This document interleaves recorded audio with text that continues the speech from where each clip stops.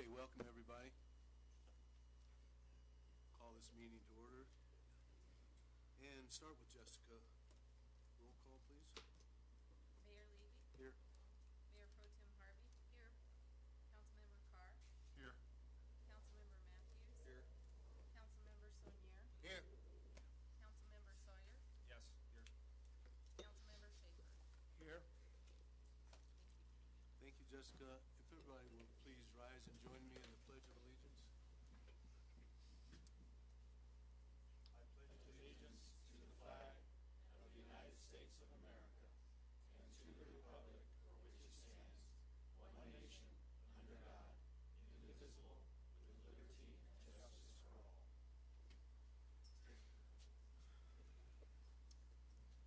Okay.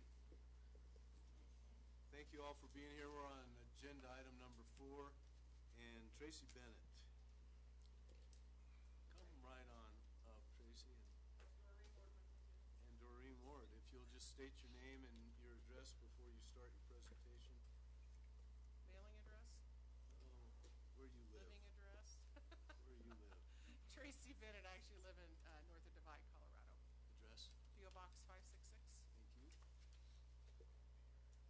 Doreen Ward, 630 Majestic Parkway, 80863. Nice to see you, Doreen. You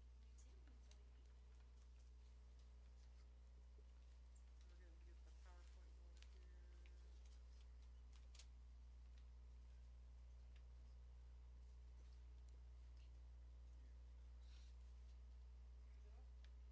We're going to get the PowerPoint going here. Can you see it okay? The lights, are the lights dim? Oh, there we go. Hi, we're the Light-A-Side of Christmas Parade Committee, and we're here tonight to give you an update on what it is that we do and have done for the last 17 years for the City of Woodland Park. Just an overview of our objectives tonight. I'm going to give you a little bit of history about the Light-A-Side of Christmas Parade. We're going to talk about our special project support benefit, what we do both for economic development and benefiting the businesses here in Woodland Park and our beneficiary for the parade. This is a year-plus long process every year to put on this parade for the City of Woodland Park and to save the date, when the next date is for the parade. Enter, okay. So a little history of the parade. The Chamber of Commerce, Woodland Park Chamber of Commerce, used to organize and put on the Light-A-Side of Christmas Parade. This is the 28th year for the parade. John, my husband, and I have been organizing and chair of the parade for the last this is our 17th year this year that we've been running the parade. So originally it was just the two of us. We were approached by the city manager at that point in time because we found out the parade wasn't going to happen that year, and I didn't think that was acceptable, so I said I would do it, and now here I am still doing it. So this is not the John and Tracy Bennett Light-A-Side of Christmas Parade. This is the City of Woodland Park Light-A-Side of Christmas Parade, and we are the volunteers and now a full volunteer committee that put on this event annually for the City of Woodland Park. Some of my friends noticed that it was just John and I doing it every year and decided that I was totally insane and that we needed a committee, so the Power Girls were formed. Gail Wingert is here tonight, and Jan Kummer. They are two of the original Power Girls that stepped up to the plate with me, along with Gail Gross, Jamie Caperton, and Deb Eidelman.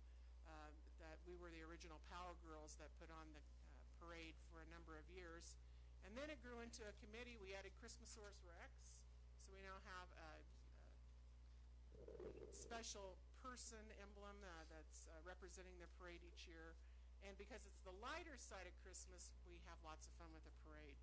So the committee today consists of myself, Sandy Crisp, Jan Kummer, David Malls, Doreen Ward, and Gail Wingert, and then each year we have 2 representatives for the beneficiary, which this year's beneficiary is the Friends of the Florist and Fossil Beds, because we are celebrating the 100-year anniversary of the National Park Service, and we have our own national park right here, as well as the 125th year anniversary of the City of Woodland Park. So Linda Laverty and Patty Gleifelter are 2 representatives from the Friends of the Florist and Fossil Beds. So I'm going to turn things over now to Doreen and let the 2 of us then will explain the rest of what we do and how we spend the money that we get from the city every year putting on your parade.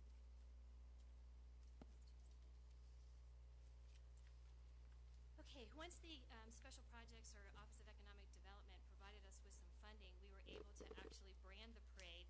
You all have a copy of our brochure that we just passed out. Sorry, just for a second. So we branded the parade with Christmasaurus Rex and this look.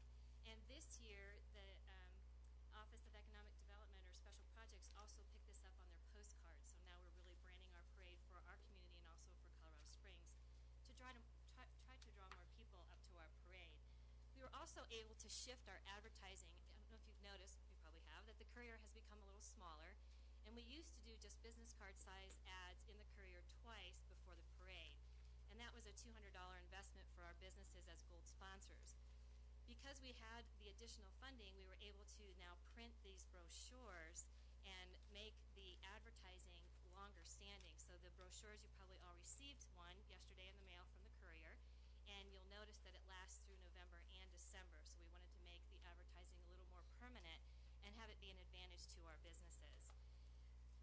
We did distribute 11,000 through the Courier, so they went out to every citizen in the Woodland Park area, and also we have 4,000 that we were able to give to our gold sponsors, so pretty good reach with the brochures. We've also developed a website, so if you haven't seen our website, we'd encourage you to go there. It's www.lightersideofchristmas.com. All of our gold sponsor and $100 sponsors are on our website, and if you click on their logos, it goes directly to their website. So it's a direct link to their website. So again, trying to give our businesses more exposure through this investment that we have been given from the Special Projects Department. We also have a Lighter Side of Christmas Facebook page. Again, if you would please like us, that would be great.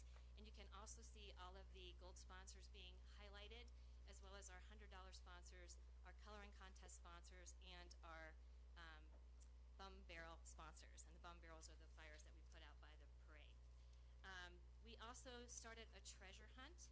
This year, our treasure hunt will be worth well over $2,000, and only the gold sponsors have the clue. Again, our effort to try to drive our citizens to the businesses. They can only get the clues every Friday from our businesses until the treasure icon is found. And in light of the Friends of the Florissant Fossil Beds this year, we're all looking for a Nidia fossil. And so once that's found, the clues will stop, but until then, we'll have a clue every Friday until the treasure is found. And then finally, we have a coloring contest that businesses can sponsor with Christmasaurus Rex. And again, the coloring contest sheets were dropped off at elementary schools, middle school, high schools, daycares, and places throughout the community, again, trying to drive people to take their coloring contest to the businesses. So we really made an effort around the whole parade to try to highlight our businesses in Woodland Park, and that's what the money is going to that we are receiving from the Special Project Department. As Tracy mentioned, it's a year-long process. It doesn't seem like it might take that much to get a parade together, but it really does. Again, in your packets that you were handed out, you'll see our sponsorship pages. We developed these materials to make it easier for our beneficiaries to go out and solicit ads from our businesses. And you'll see there are several options that they can actually participate and support the parade. And I'm not going to go through each one. You can look at that at your leisure. We also start by developing the theme, and this year, as Tracy mentioned, because it's all about parks, the 100th anniversary of National Parks and the 125th of Woodland Park. This year, we're rocking around the park, so that's our theme this year. We review the budget with the beneficiary. While it's very nice that you've been generous and given us money to help with the parade, it still doesn't cover all the expenses. So our beneficiary has to understand that they have to raise money to cover expenses before we can give them a profit. And this year, our beneficiaries have done a phenomenal job and will take away quite a substantial amount because they've worked really hard. So it's a win-win-win for our businesses and for our beneficiary. The expenses go to the brochure design, printing, and distribution. And then we also are trying to make it a day in Woodland Park, so a day of activities. We start with Breakfast with Santa, sponsored by Kiwanis. We've developed a gingerbread contest so that people can go to the library and do gingerbreads. We have the coloring contest. We have a crazy hat contest. We have the parade, and the holiday home tours is also going on. So we're really trying to encourage people to come up and spend the day in Woodland Park. And then obviously we end with the tree lighting at the Cultural Center and a visit with Santa and Mrs. Claus. And then give out the quickly, whoops, wrong one. Should mention real quick, Williams Furniture, Mike Williams actually started the Crazy Hat idea many years ago. He would always wear just the goofiest hats to the parade. He's an avid sponsor of the parade. So his memory is being kept alive with Mike's Crazy Hat Contest every year with the parade. The mayor, which this year he won't be able to do because he's actually going to be in the parade as the Grand Marshal, one of our 3 Grand Marshals. But Vicki and Jerry will be passing out golden tickets to the hats that catch their attention along the parade route and also at the Cultural Center. And they have sponsored that event and give out prizes then for crazy hats in Mike's memory. So it's a really cool event that they've helped us keep going. So, save the date, Friday, December 3rd from 6 to 7 is the Lighter Side of Christmas Parade. We hope you will all join us for our wonderful parade this year. Thank you. Thanks. Before we leave, just a couple things. I'm interested in the beneficiary. Obviously does some work. In the past, can you give us a sense of what kind of money they're going to receive? In the past, our beneficiaries have raised anywhere from 5,000 to 7,000. This year, because these folks have worked so hard, and you can look in your brochure and see how many gold sponsors we have, they are well over 12,000.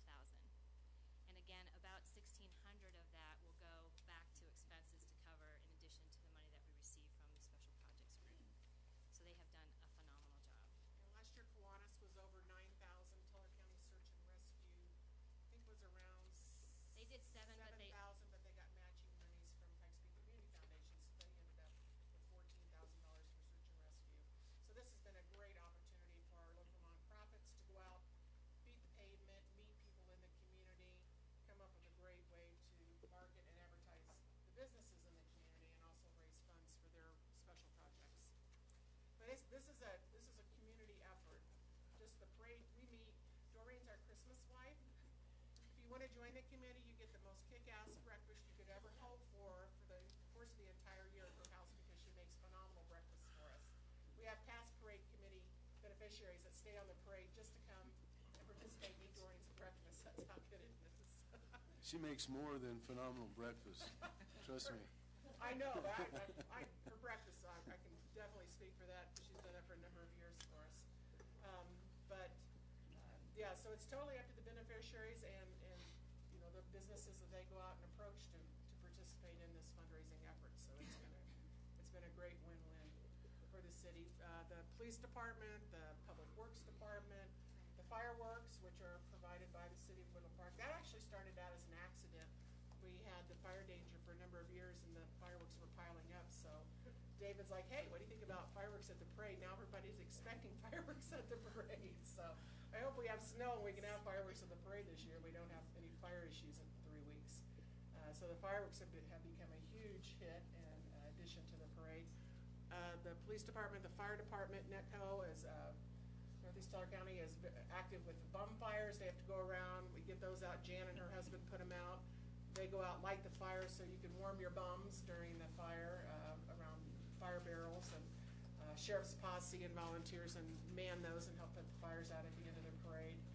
So it's a very huge effort by a lot of people that put on what we work weekly on throughout the course of the year to bring to the city of Woodland Park. And it's grown. I mean, I've had parades where there weren't a whole lot of people out there, and now we've got a few thousand people plus that come to the parade every year. Well, a huge effort by a lot of people, no question. Yes, These things have a way of starting at the top. And to what Doreen said before, it seems to me I start getting emails about this about June or July. And so I know it's a year-long project. It grows every year. It's a great lesson for all of us in particular, and we've talked about this before for DDA and others, and I know they're looking in this regard. Our community does not need to close down in the wintertime. We can do great events in December and January and February and March, and so take heed, and these folks will help direct you, but this is one of the great events in our community. I think there are not many that draw this many people, and it's really fun. In addition to drawing the people, that we're also, from our marketing backgrounds of a number of us on the committee, trying to find a way to drive people into the businesses of Woodland Park, because ultimately they come here, they shop, they spend money, we get tax money for the city, so everybody comes out ahead. That's where we try to put our efforts towards. Are there Counsel- any other questions or concerns about what we do and how we go about doing it? We've already selected next year's, we'll announce at the night of the parade, but we already have next year's beneficiary on board, and they're already attending the meeting so that they can learn from this year's beneficiaries what they have to do to be successful next year. So we're already working on the 2017 parade, and we haven't even gotten this one done yet. So, Thank you very, I have very an much. awesome committee. Thank you.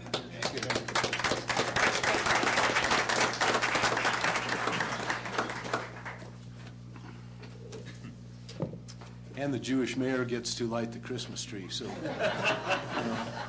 a little bit unique, yeah.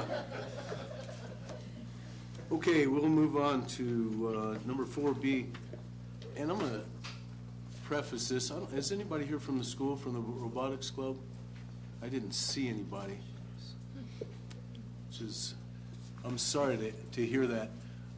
We're going to try to, when possible, during this part of our council meeting and ceremonies and presentations, our high school, our middle school, our elementary schools are doing great work, and they've not always been promoted as well as I think they could be.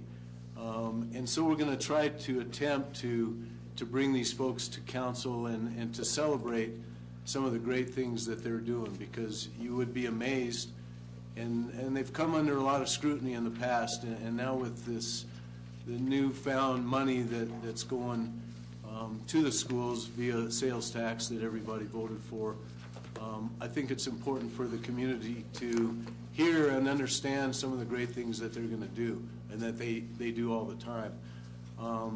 And so tonight we were going to congratulate, I think, 3 or 4 on a robotics team that competed in a statewide competition and came in 3rd place. So I think that's outstanding. The point is, we do things like this in our schools year-round, and we'll try to celebrate them during this portion of our council meetings as we move forward. So I'm sorry they're not here, but we'll look forward to more celebrations like this as we move forward. Okay, we'll move on. I don't think there's any additions, deletions, or corrections. Move on to the consent calendar, and Jessica. We have item 6A, approval of the minutes of November 3rd, 2016 regular meeting. And we also have approval of the October 2016 statement of expenditures and authorize the mayor to sign warrants in payment thereof. Thank you, Jessica. Council, questions? I have a small bone to pick and suppose the big ones from before. Good. I continue to see our Verizon charges on the city council iPad charges. Noise level granted, but it's irritating to me because I know better. The mayor and I both got rid of those, like our iPads. We still have 3 iPads outstanding amongst some people up here. Could we please get those resolved? I don't know who they are. Resolved. Yeah, also, we have to turn off the 4G on the iPads. So the mayor and I did that. I turned mine in. Yeah, so I don't know why it keeps showing up. It's a trivial issue, but it just irritates me that it's still sitting there. Because we all use hotspots anyway. Yeah. Do we still have council members using the iPad? Yes, we do. Okay. John? Yep. Okay. And just use the hotspots when possible. I'm sure Go to everybody's. Starbucks. Everyone's Well, doing it. it's an administrative thing they have to do in the finance department. So they need some information on MEIDs and things that people like Noel and I know about. I don't use it. I started mine, I turned mine in. 3G is just too slow for me. So I don't know why you're talking about 4G. If someone has 4G, I want that one. Anyway. Okay. We'll call council members that have them to see what their desires are. I'm looking around, I'm seeing a bunch of blank faces. So we'll touch base with folks. I'm one of them. And the 3G is just the right speed for me. Okay. Anything else before we get a motion to approve the consent calendar? Okay, we'll call for a motion. So moved. Thank you, Jess. Carr, Yes. Harvey, Yes. Levy, Yes? Matthews, Yes. Sonier, Yes. Sawyer, Yes. Schaefer. Yes. Thank you. Motion carries 7-0. Thank you, Jessica. And we'll move on to unfinished business. Did I see Tanner Coy? There he is. Welcome, Tanner, and we're going to have a discussion, consideration of the DDA proposal for paying back their loan to the city. Welcome, Mr. Coy. Good evening, Mayor, Council, staff, and everybody.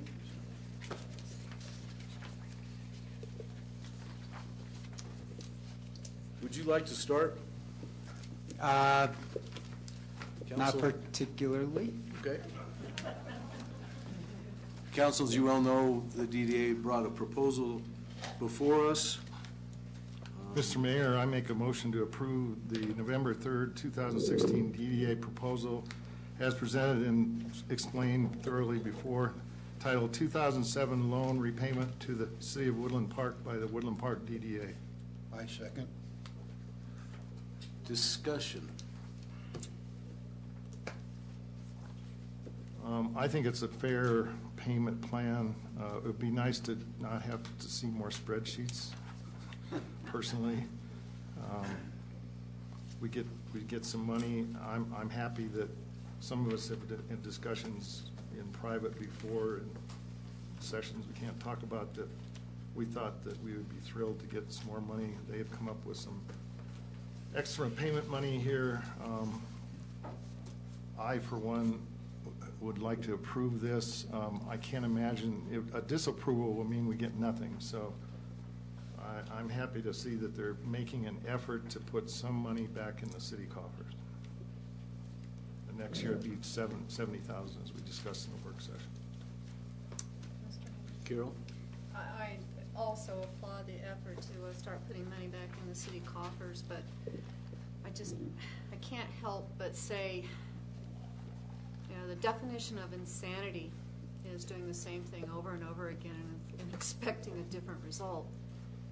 What is the guarantee that this payment plan is going to be made every year? We know if you take out a loan and pay the city in one fell swoop, there won't be that discussion ever again.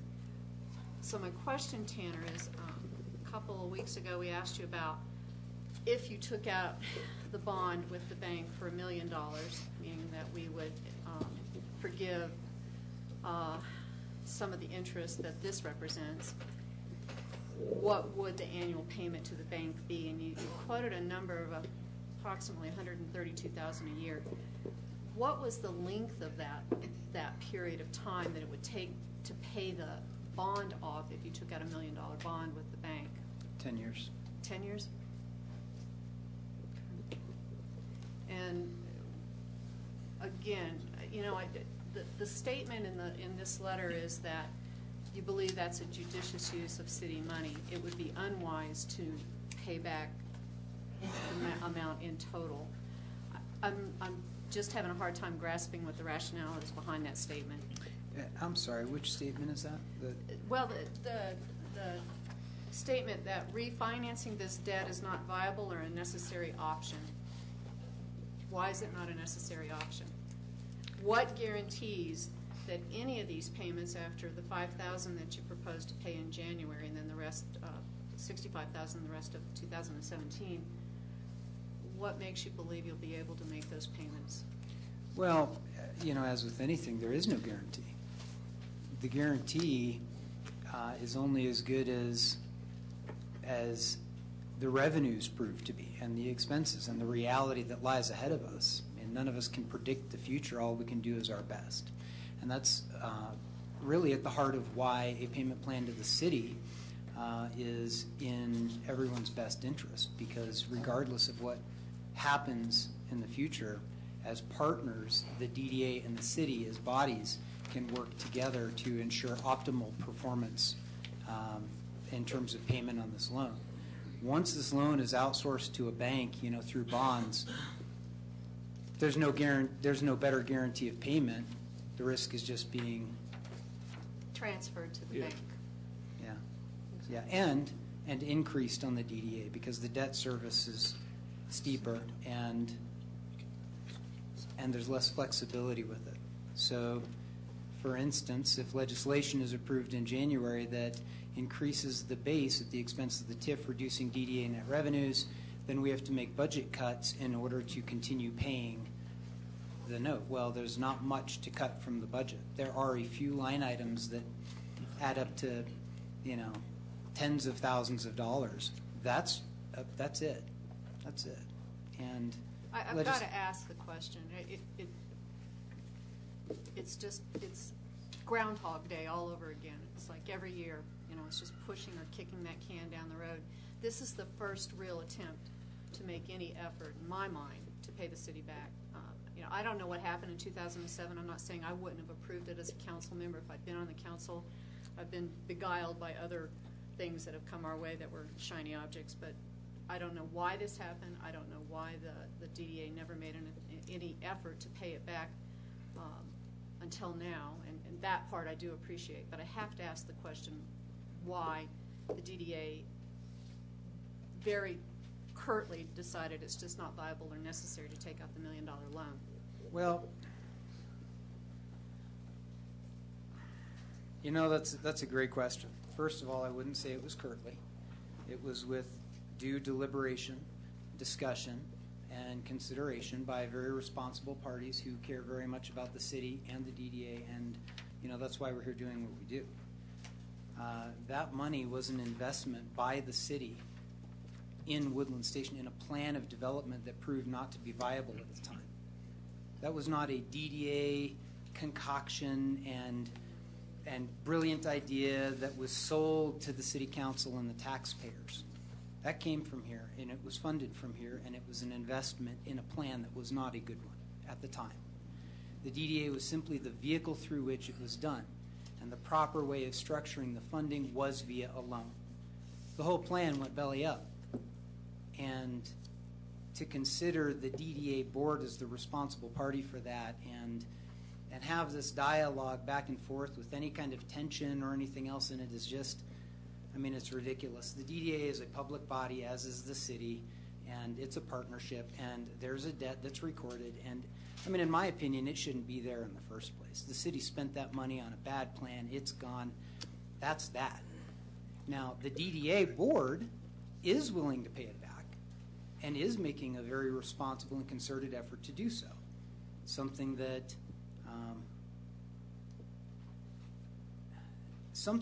we don't want to cost us and the downtown because of that effort. We don't want to go through this process trying our best to fix a budget to produce positive net revenues that can finally pay back the loan, only so that we can see healthy financials that are worthy of going to the bank with. That's not a financially sound decision for the DDA. I would argue it's not sound for the city, despite the desire for cash. I've not yet heard of any need. And you ask me why the statement regarding the necessity of it. I've yet to see a need. I understand the cash reserve is low. The unrestricted, unassigned fund balance of the city is all but depleted. But when I talk to city staff about that, I'm told we have nothing but confidence in our financials and our accounts. We will not be defaulting on anything. We will not fail to pay our bills, and we will not be cutting city services. That's what I'm told, and if that's the truth, then there's no need to go through this motion, which increases risk, costs taxpayer money for the sake of increasing the spendable cash reserve. If the concern is simply emergencies, there are other ways of mitigating that concern that are much less costly. I want to make a point. I want to separate that from the discussions we had in our work session about our emergency fund. This really goes back to why are we still trying to get a loan paid off, no payment ever made on it, and $36,000 in interest was made at one time this year. That was the first and only payment made. I've got to ask this question in the public. You understand that? Mm-hmm. For us to sit here and say, okay, we'll do it again. Again, definition of insanity. You know, I wouldn't say this fits the definition because things aren't the same as they used to be. We're not doing the same thing that we've always done. Our revenues are double what they were just a couple of years ago. Our expenses are reduced. Our operational structure is improved in efficiency. Changes are being made. And with those things in mind, I think clearly looking back at the financials, you'll see how they've changed and why that $36,000, which was a principal payment, the full amount of the loan is now principal as I interpret the last agreement. So, Does this payment plan include the $35,000 the city paid for tax abatement? no, And why not? because this payment plan was structured around the agreement and the debt that's in place that is separate from the $35,000 that was lent at a separate time under a separate agreement for a separate purpose. And when do you foresee paying that? Well, I've been working with Mike here to understand how that transaction occurred and how we need to go about making that payment. The DDA's fund balance is not, well, like the city's general fund, the DDA's fund balance includes various components. It is not all liquid cash. So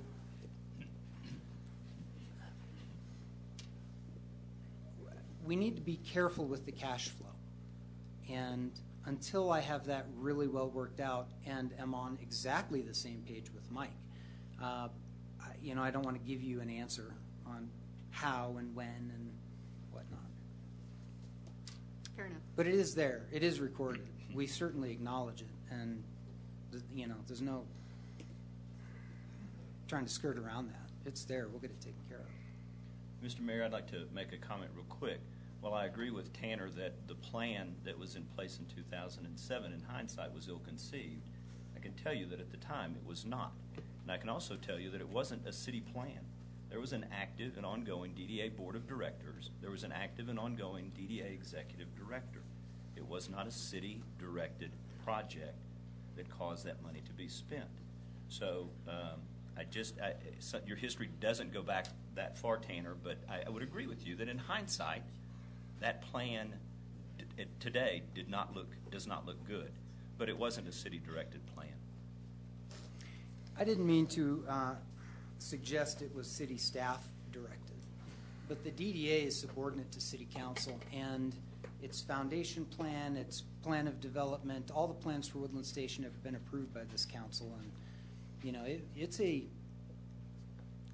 it's my understanding that the city of Woodland Park wanted to redevelop downtown. That's why the Saddle Club was moved. That's why the land was purchased by the city. That's why the DDA was created. That's why the land was sold to the DDA by the city. That's why the money was lent to the DDA by the city. Mayor. Sir. So when I got on DDA, I sat with Brian and we did an overview of the DDA and how it works. And sitting at his table there was this picture behind me of this beautiful walking mall. I kept looking back at it and going, Brian, what's the deal here? And then he told me this story about this great walking mall that was going to go right there at Woodland Station. You had shops, you had a fountain in the middle. And we talked about it more, and I said, well, what happened with that? He goes, well, they found out that they had to do underground parking, and that was going to cost $10 million, and they scrapped the project. That's where the $1 million went. It went for all that planning. It went for hiring people to work that project. That's where the $1 million went. So it was a dream that they didn't see certain things that would eventually kill the project. And so I look back and go, well, because it was a bad business, I wouldn't say a bad business decision, but it was something that eventually just, all that money we could have just put in the pot in a center here and just burned it, because really we didn't plan enough ahead to see that it wasn't going to work. Oh, Well, there that's- you go with that "we" thing again. Because I think it's important to not say things in public that don't finish the story. There was much more to it than underground Well, parking. the email you sent us didn't give us all, so I please understand. explain to us. I would be happy to do Yes. that. That in 2007, in June, when this loan was made, there were two developers who were very interested in developing Woodland Station, and this was intended to cause the bridge to get that work done to allow that to occur. You'll all recall that in 2008 and 2009, we went into what has been termed as the Great Recession. Those developers walked away. It had less to do with underground parking and more to do with the state of the economy. And so I've been a proponent for a lot of years of extending the loan for the DDA, knowing that eventually they would recover and be able to make those payments. But it had less to do with underground parking and more the state of the economy at that time.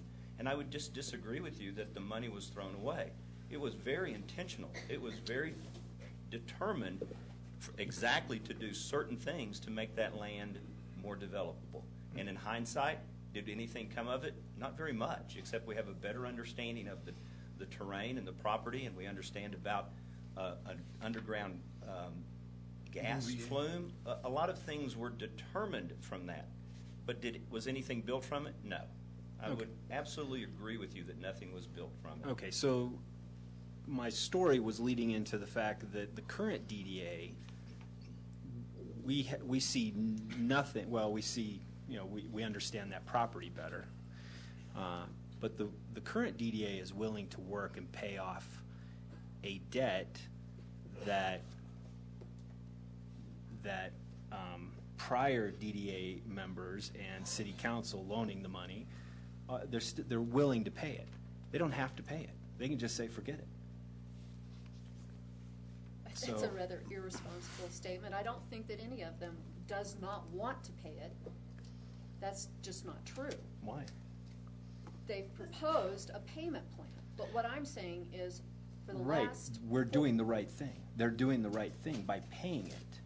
But based on the results of the $1 million, which led to nothing, could it just been written off by the city? No. That would have been irresponsible. Correct. So my point is, and you keep going back to irresponsible, but I'm saying the DDA is being responsible by doing a payment plan. Understand?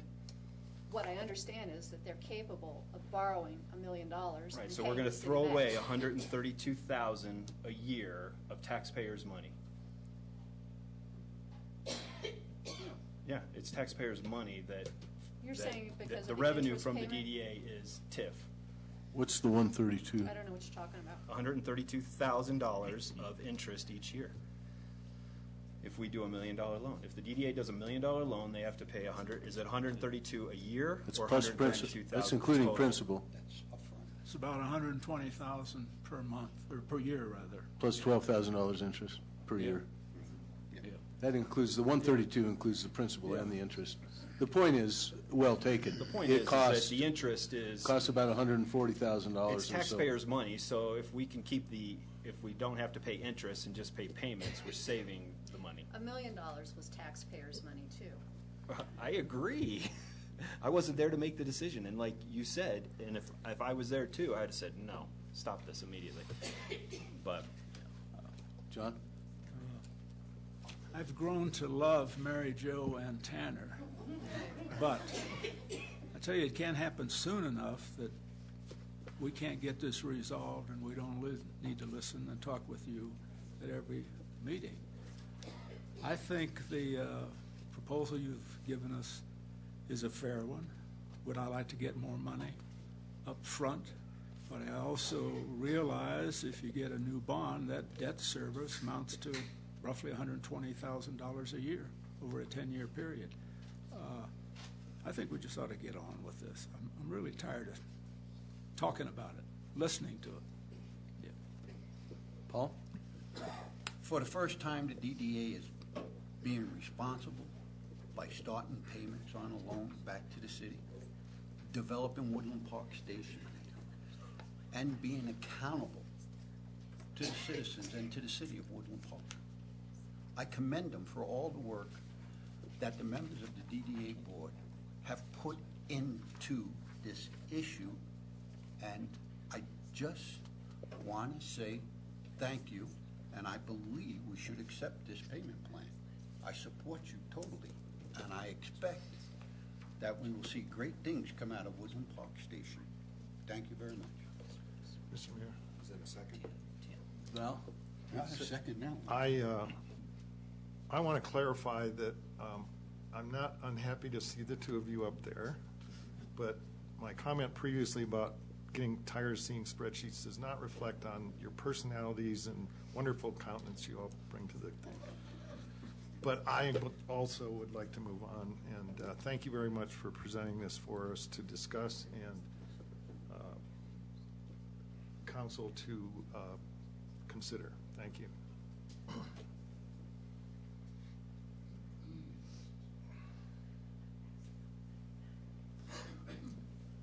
Did you make a motion to approve it? I already We- did make a Yeah, motion. motion's on the floor and it's been seconded. I seconded. Okay. In the past, the way we have extended is through a resolution. And so I'm going to let our city attorney explain what this process should look like.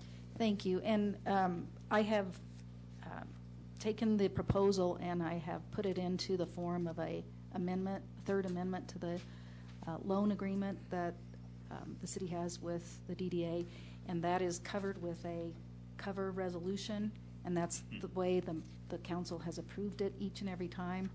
So I would like to have the motion include then approval of the payment plan as proposed, as memorialized in the form of the third amendment, and that will be being passed out here momentarily. And I would like to walk council through that and walk Tanner and Mary Jo through it as well, so that the math on the schedule page that lays out the payment plan matches everyone's intentions. Is this a memorialized, like a IGA, something like that? It's a third amendment to the intergovernmental agreement. So do I need to state that, or we'll wait till we get your Yes. presentation? Actually, I think the way that you could formulate your motion would be to approve resolution, I Whatever believe it it's going is. to be 810 Okay. when it comes to council, and that embodies, that incorporates the proposal. And is that what Jessica's working on now? So if you want to state that, Val? Yes, let's do that. She's good. She's good with that. And do we have a second? I second. Yeah, Paul already seconded. Okay, what you said. I do want to pass this out, because I do want us to be very clear on what the terms are, and what it is the council is approving, so that there isn't any confusion at a later date. Tanner, you have a question? I just wanted to make sure that whatever is being approved is, all parties have had a chance to thoroughly review. It's quite brief, and I think we can walk through it tonight and should be just fine, and if we have any questions, we can correct it tonight. I don't think any of the numbers have changed. Is your attorney here? No. I hope think not. so. I hope not, too. So all the whereases before, prior whereases minus the last one? Is that what? I'm sorry.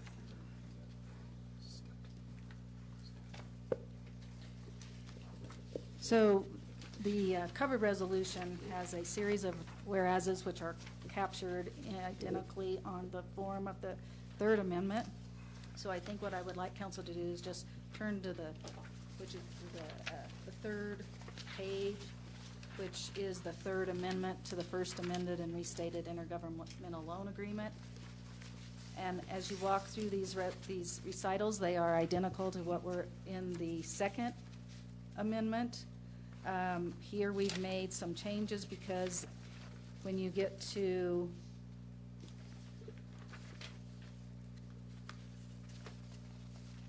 the top of page 2 in the second recital,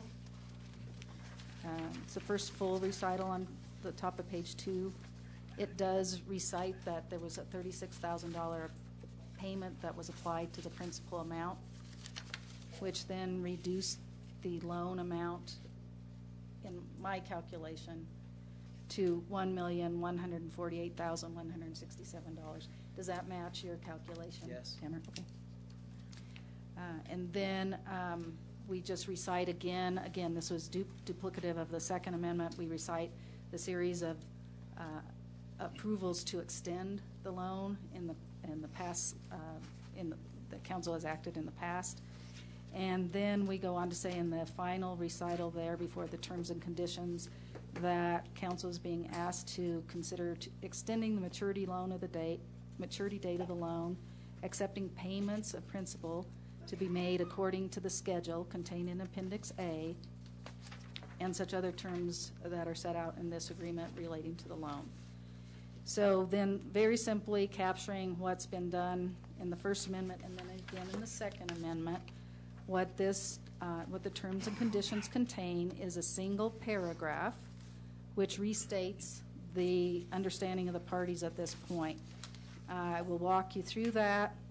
It does say that the indebtedness represented by the amendment to promissory note dated June 27th, 2013, given by the Woodland Park Downtown Development Authority to the City of Woodland Park, in which the authority promised to pay $1,184,167 plus non-compounded simple interest calculated at 0% through June 27, 2016, and on which the Downtown Development Authority paid $36,000 on or about June 27, 2016, leaving a balance due of $1,148,167, the date of maturity having been extended to January 27, 2017, you did that in June, shall, from January 27, 2017 through June 30th, 2026, bear interest at the rate of 0%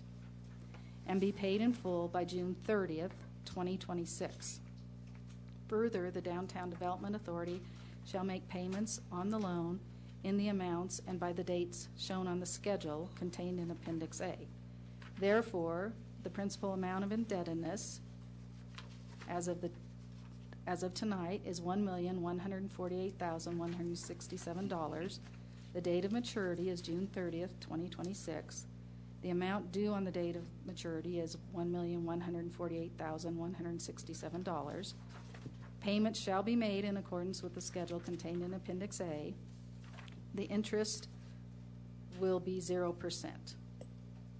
And then I would direct counsel and also Mary Jo and Tanner to Appendix A. And that shows the payment plan as proposed. And I just want Tanner and Mary Jo to take a careful look at that.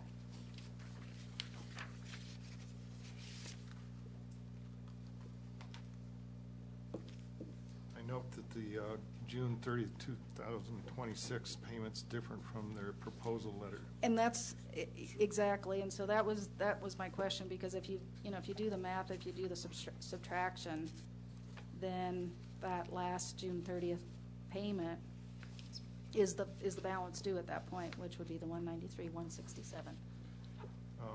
My understanding was this is their proposal for full payment of the thing. I think we'd have to get their concurrence that that last payment would either be acceptable or not acceptable. Okay. Because it's different from the letter that. Right, so. They haven't executed. Right. Half executed. So, and that would be the question, is there an expectation that the council would essentially then be forgiving then that? 43,000. Hey, Tanner, you have this, you have your spreadsheet. I have Appendix A in front of me. No, this is different. Here. Yeah. Monthly spreadsheet. Oh, boy.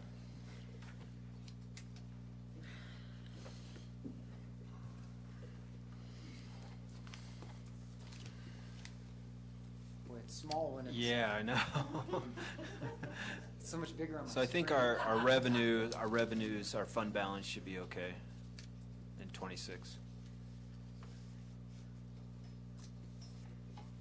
Is that correct based on what I see there? Part of their problem is they have this approved by their board. So if we make a modification like that, Then it'll, they have to yeah. go back and forth and back and forth. Yeah. And you could approve it subject to their board approving it, or Or we could change Appendix A or council can change it. to match this. Right. I'm okay with approving it and going back, and that's why I gave Tanner that to see if a head nod there would. Well, let's see, you've got a lot of your board here.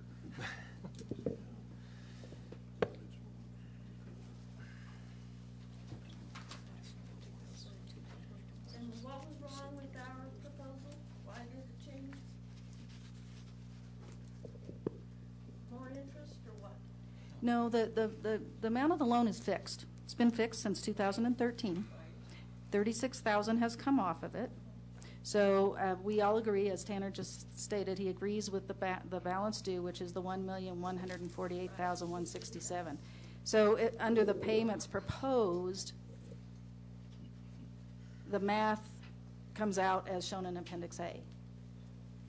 So, either there is a request to forgive whatever was over your last payment. Is your last payment 140? 150. 150. 150, okay. So that would be a 43,000 difference. No, I would recommend they take it back to the board.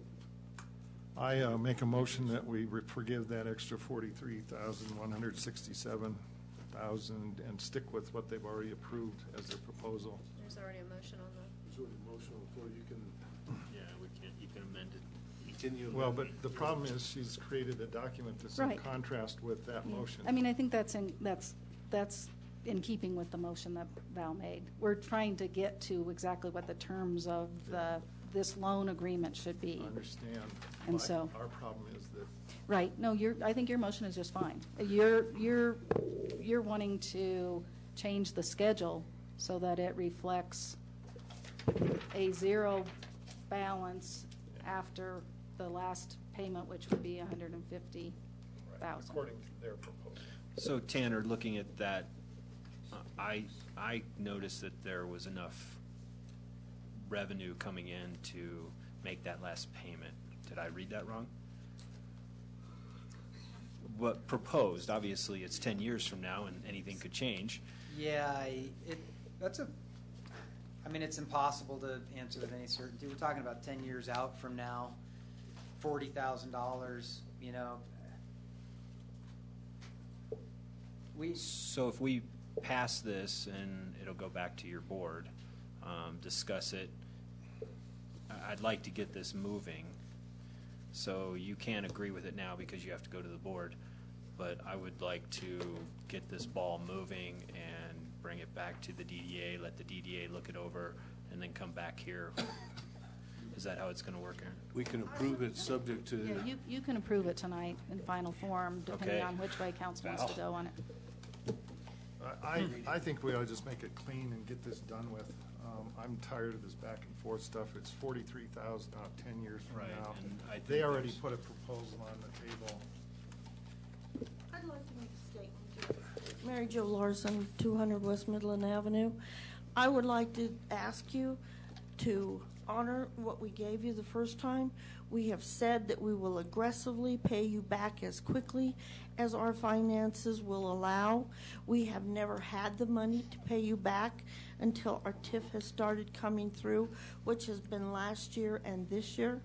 And we would like to move forward in creating more funds and more revenue for this city. And I'd like to remind Carol and the council that this is our town too, and you're talking to the businesses of this town who generate the income and the taxes and who generate a lot of what we're talking about, where the money's going to come from. Absolutely. And I'd like you to trust us in that we will pay you back as quickly as possible and under the circumstances that we're under with legislation coming through with a falling economy, with the new paperwork that you have in your packets that we're going to be faced with, that we would like the benefit of the doubt. And you just pass this, let's move on, and you have our agreement that we will pay you as quickly as possible. We're all working for free. We don't have a staff, we don't have expenses, so that we can pay you quicker, and that's what we really want to focus on, and let's move on. That would be my request as chairman of the DDA. Hear, hear. And this can certainly be modified to reflect the motion as made by Councilman Carr. And it would show the last scheduled payment of $150,000. It would show a balance of $43,167, which would just then be shown as forgiven.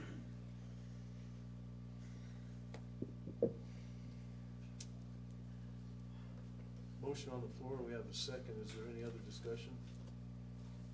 No.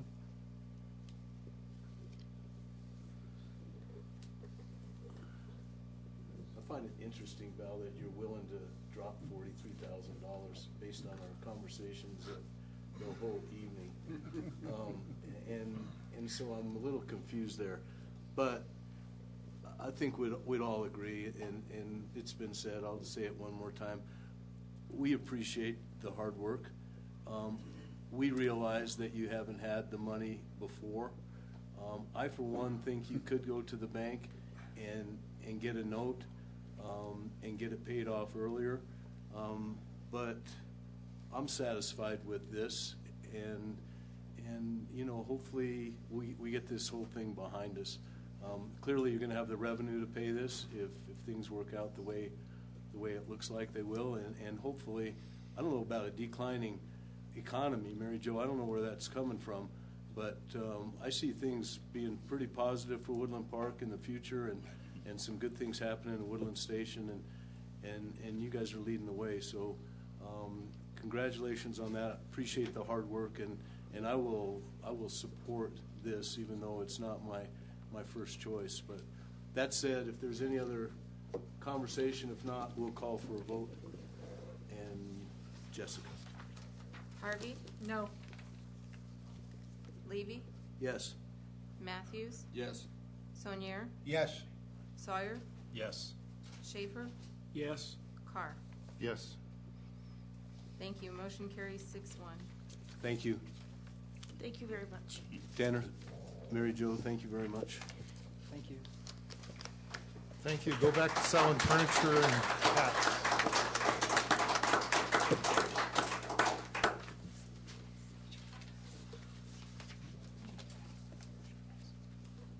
Okay. Move on to agenda item number 8, ordinances on initial posting. We'll start with the consideration of ordinance number 1291, and Mike Farina.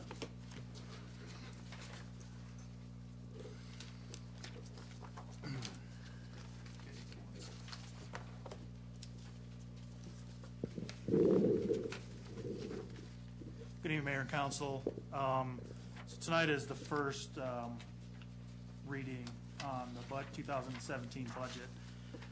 This budget was reviewed with Council on October 20th and also on November 3rd, and also during tonight's work session. What I'm going to do is highlight the changes from the version that you last saw, labeled October 12th draft. That was the one that was presented on October 20th. And I'll just go fund by fund for the changes. In the debt service fund, there were no changes in the debt service funds. In their water utility enterprise fund, expenditures decreased and ending fund balance increased. Pardon me, I hate to interrupt you. Could you give us page numbers when you give us a delta?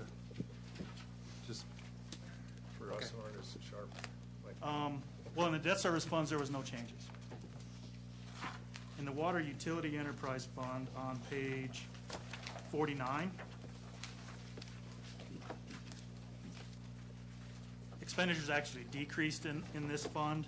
by $8,300, resulting in an increase in fund balance by $8,300. That's primarily due to the insurance, health insurance renewal, that price that we came in. So we were able to save money on the health insurance renewal. Also in the wastewater utility enterprise fund on page, and please feel free to stop me too if you have any questions on these. On page 59, same thing, expenditures decreased $5,700, resulting in an increase in ending fund balance of the same $5,700. Again, the difference is the savings from the health insurance renewal decrease. Turning to page 35.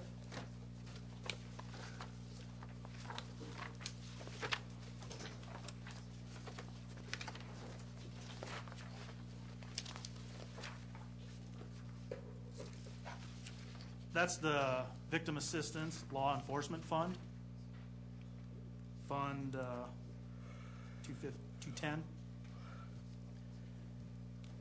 That's the only change that occurred in the grants fund.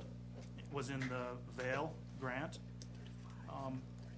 As I mentioned at the October 3rd or 12th meeting, sorry, we applied in the grant for taking the Victim Assistance Coordinator part-time position to full-time. That was denied. The grant did not accept that, and on top of that, they actually did not fund the part-time position at all. So with that, we requested $132,800 as part of the Vail grant application, and they only funded $83,200. So that, in the Vail grant, the expenditures have decreased $43,600 due to that part-time fund or position not being funded at all.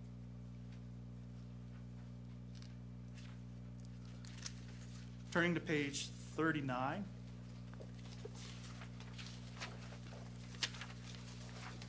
Which is the DDA fund. This was more cleanup as opposed to any particular cuts or changes. What we had in 2017 was payment of the $65,000. However, the way that has been recorded, the loan has been recorded, we wouldn't reflect a payment as an expenditure. It would just be a reduction in the account or the account payable to the city. So it's not really a budget line item. So I did note it on here that the DDA, and I actually changed the amount from 65 to 70. The DDA will also pay $70,000 towards city loan principal in 2017, just to make it clear that that payment is still there. It's just not a budgetary item because it hasn't ever been designated as such in the past as a revenue receipt. Then that starts to be deducted as expenditure going forward.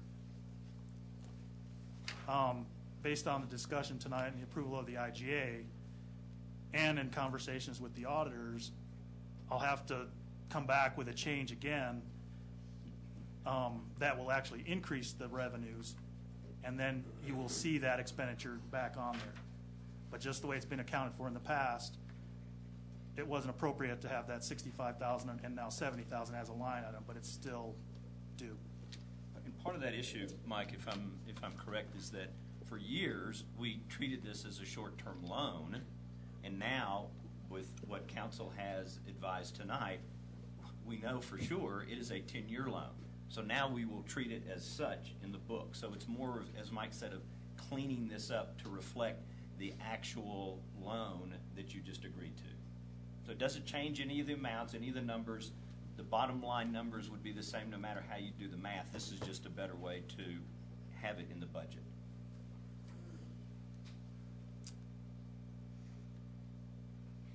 Any questions on that? Okay. Turning to the Streets Capital Improvement Projects Fund on page, some of these I noted the page number, on others I didn't. 46. So, page 46, thank you. On page 46, in the Streets Capital Improvement Projects Fund, expenditures decreased $21,750, and ending fund and balance therefore increased $21,750. That's primarily because of various projected savings in 2016. So we again went back after the last council meeting, looked at where we thought expenditures were going to end for 2016, and that we revised our projections in 2016 by, primarily that's where that amount came from. There are some other adjustments like the health insurance. Well, no, that's not in that fund, but there was other smaller ones, but overall it was due to projected savings. So I wanted to get through those other funds and then go into the general fund, which starts on page 1.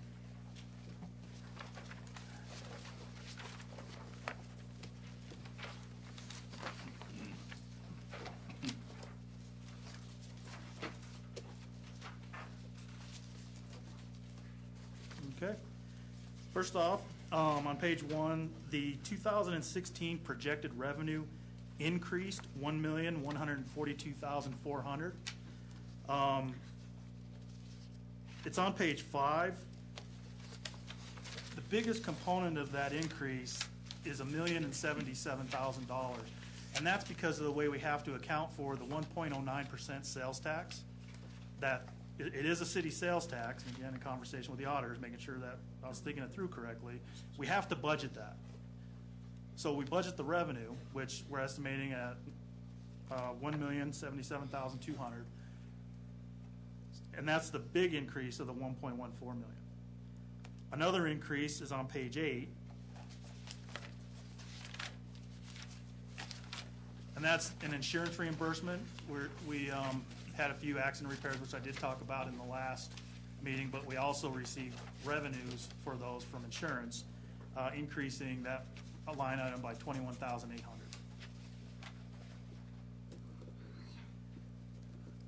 Also, since that last meeting, we've received additional aquatic center contributions in 2016, and that line item increased $33,600. And then overall, other increases and decrease equated to $9,800. So the biggest component of the increase that you would see in 2016 projections is that sales tax, 1.09%. And recognize that it gets paid out too. So it just comes in, it goes away. So that goes to my next point. 2016 projected expenditures increased $1,071,000. The biggest part of that, and actually more than that amount, was that sales tax of $1,077,000. Throughout the whole general fund in projected expenditures for 2016, there was all the rest netted to an overall decrease of $6,200.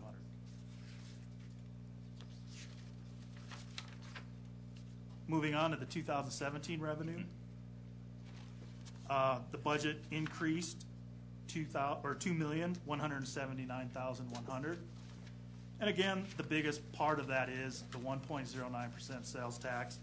Of that $2,179,000, the sales tax added $2,026,000.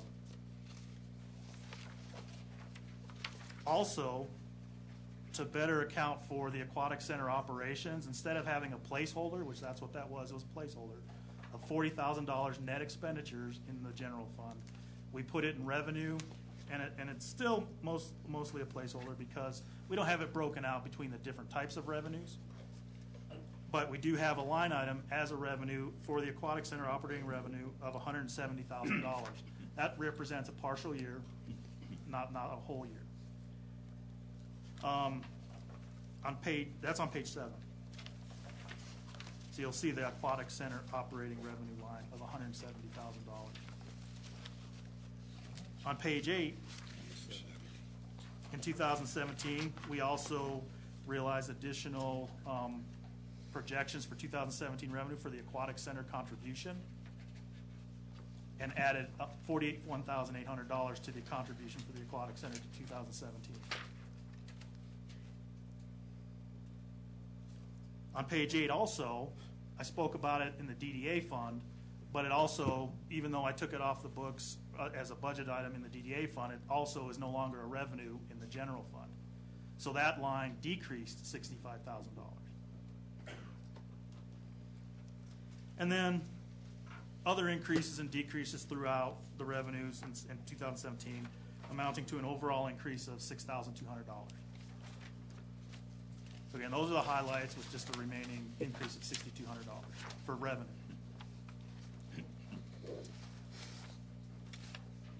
On the expenditure side, for 2017, they increased $2,221,500. And I think you can guess what the largest part of that is. That's the increase for the sales tax payment to the school district of, where is it? $2,026,000.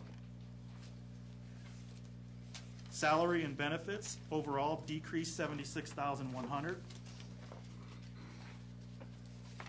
That's primarily savings from a position that is, or an employee that's leaving, and then we refill it at a lower level. It's also because of there's 2 vacancies that we talked about that won't be filled in the police department, but there's also 2 vacancies that are and will be filled.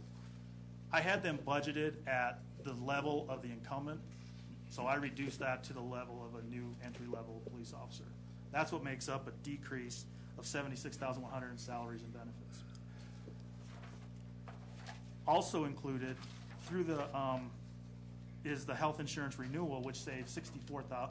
Of that, I should say, not also, but of that, $64,700 was because of the health insurance renewal, which includes, because of the way the plan is set up, we will no longer need the health reimbursement amount or accounts, and that also saves $20,000, which would be on page 14. So it was $20,000, now it's 0. Again, the 1.09% sales tax payment, that would be on page 14. We added the $2,026,000 as payment to the school district for the sales tax. And we added aquatic center operations of $170,000.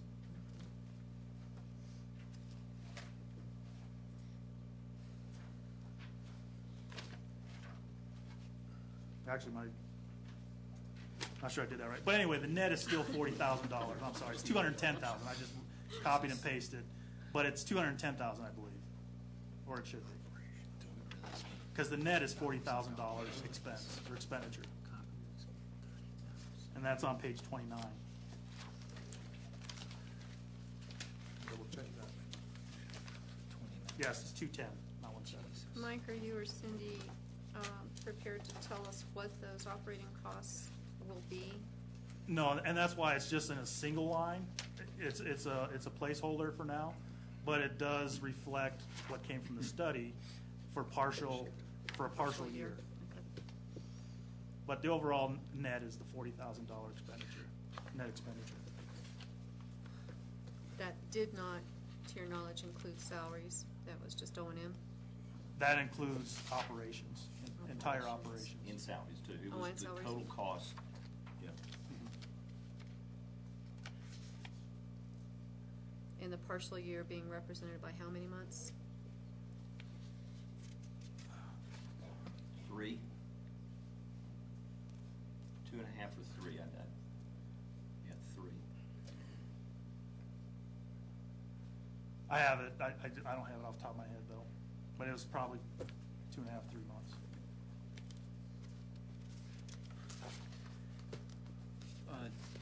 This is maybe a little off topic, but just going through this, I noticed copier expenses at $30,700. How many copiers do we have? And page 14. Page 14. Can we go paperless, please? We tried that with iPads. Good point.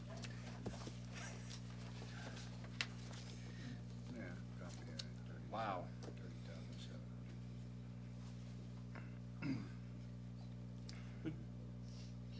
I could certainly find out and report back to council. Yeah, I don't have it off the top of my head. I mean, unless we have,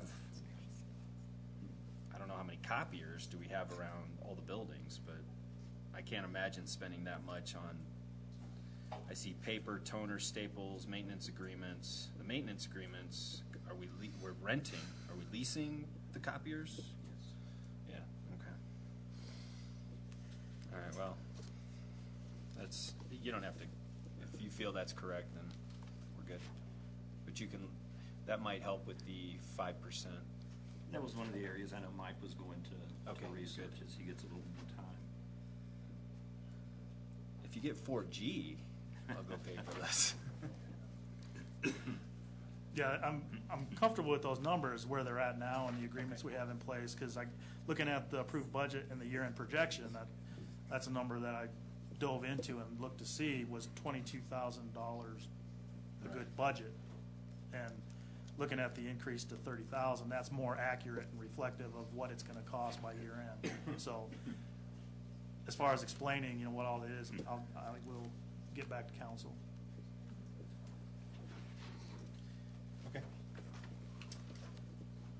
On page 15, we increased the capital projects or the new aquatic center cost by $100,000. The previous budget did not reflect the FF&E. This one now does, so we added the $100,000. However, the $8,486,400 was the number that was discussed at the work session where we went over those projects.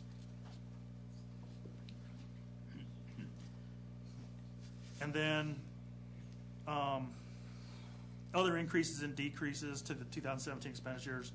It's an overall decrease of $9,900. So again, touching on the highlights, that was the previous ones I mentioned.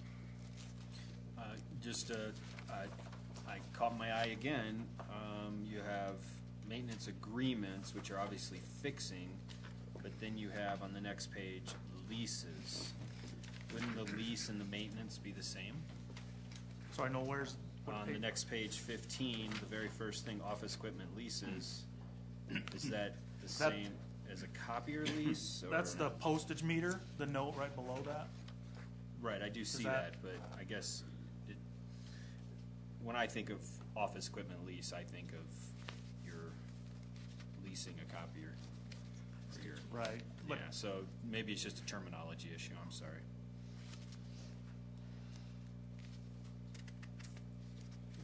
In other words, are you leasing the postage machine to do the stamping? Correct. Yes. Can we just buy one?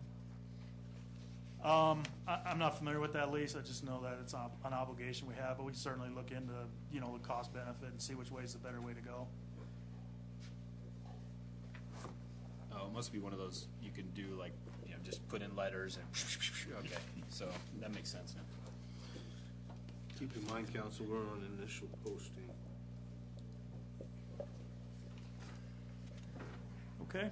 So that was the revenues and expenditures explanation. Again, the biggest component on both of those was the 1.09% sales tax in and out. That leads to the 2017 ending fund balance. So the ending fund balance increased $29,000 from the budget you had seen before. Part of that, the DDA loan increased $36,000 from the payment we received, is now reflected. Tabor, just to let you know that the Tabor 208,000 is 3.5%. And the unrestricted, unassigned decreased $6,980 from the last presentation. I think it was $108,000, now it's $103,000.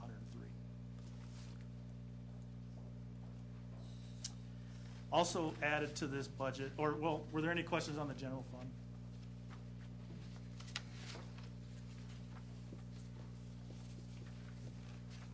Are you going through other pages, or are you done? I'm going to wrap it up here with one last thing I'm going to point out. Let me make my comment first. And I'm looking at page 21, which is police operations.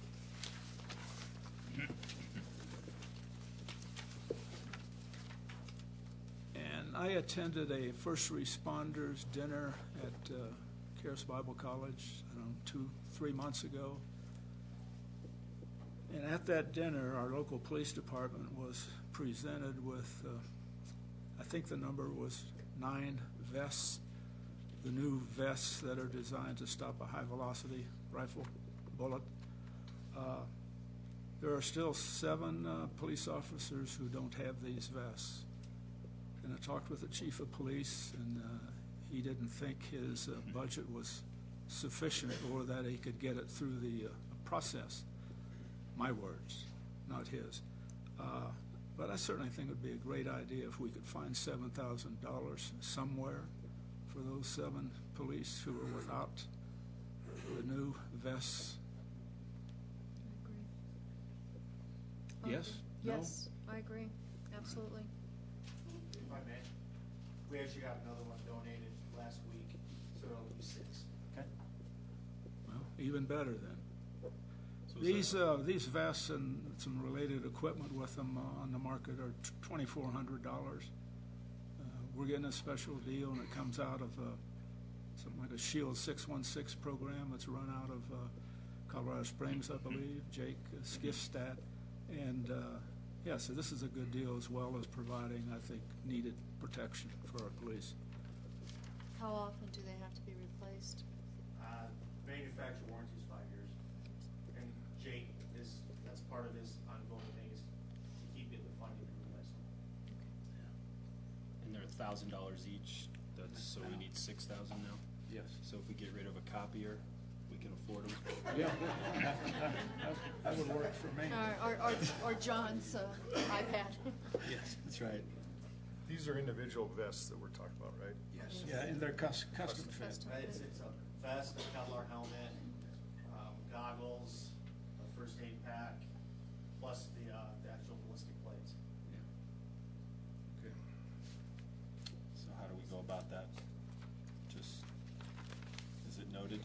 Well, I would assume it's part of our direction to David to look at efficiencies.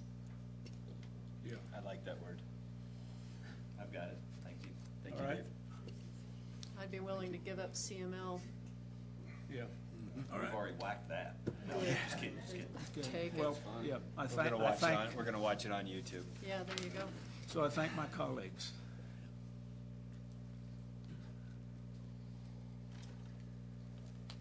Okay. And then the last thing I wanted to point out is added to this document that wasn't in the last document is on the last 2 pages, which is the 1.09% increase in salaries through the market survey. 1.9. 1.9, sorry. Say that again, please. Every year there's a survey done, and every year we put into the budget document the results of that survey, which increases the ranges 1.9% for this coming budget year. So the last 2 pages reflect our pay plan by the pay grades that are within the plan, increasing 1.9%, the minimum, the mid, and the maximum of the range. You've seen this every year in the budget for, I don't know, 10 or 12 years. It's just what the market tells us the range adjustments should be. Okay. And with that, that concludes the highlights of the changes to the 2017 and 2016 projections. Let me just make one comment real quick, because from the work session, you know that the hope is that some of these numbers are going to change. And remember what you're doing tonight is you're approving the budget on initial posting, and certainly before the public hearing, we're allowed to make changes. We have to publish the significant changes for the community to see, and then again, there is that public hearing. So you can feel comfortable that you can approve this on the initial posting, set the public hearing, knowing that there's going to be numbers that change. That generally happens every budget anyway. We're just expecting there to be more greater changes through this budget. Any questions of Mike? I guess that was where I was going next, was to defer this because we probably are, well, we're hopeful of changes. Let's put it that way. We're talking 2 weeks from now is the Public hearing. public hearing. Correct, December 1st. And again, if at December 1st, the numbers aren't to your liking, we go back and go to work, and we have another meeting.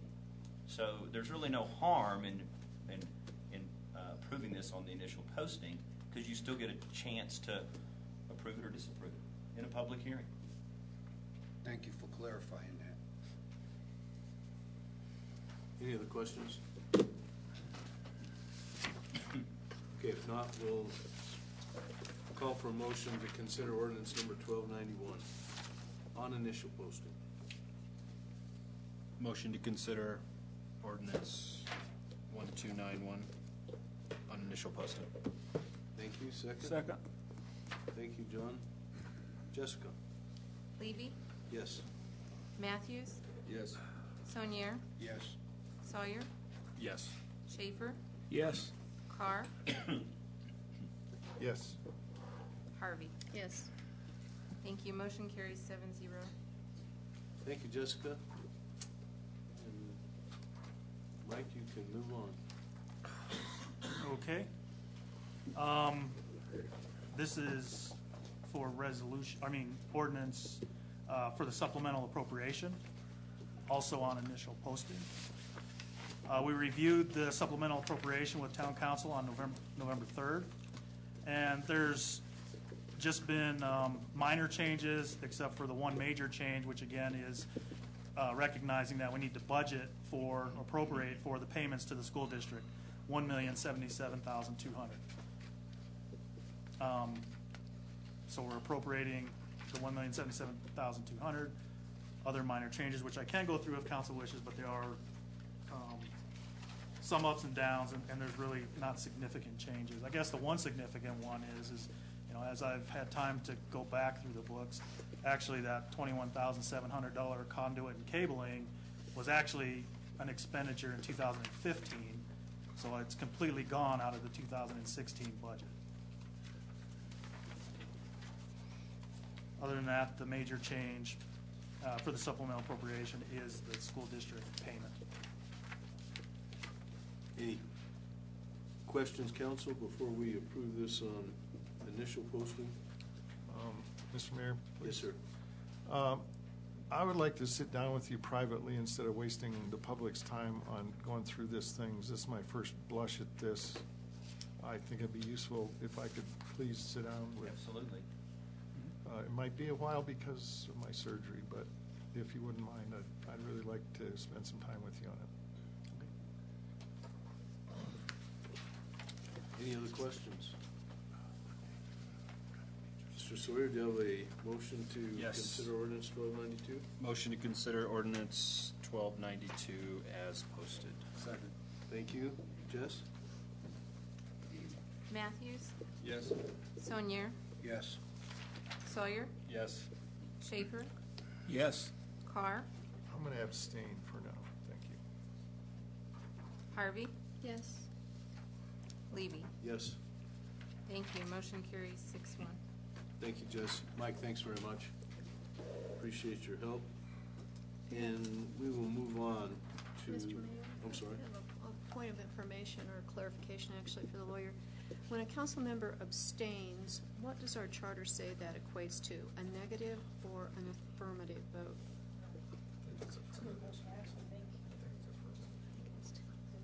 May I look at that and get back? Okay, thank you.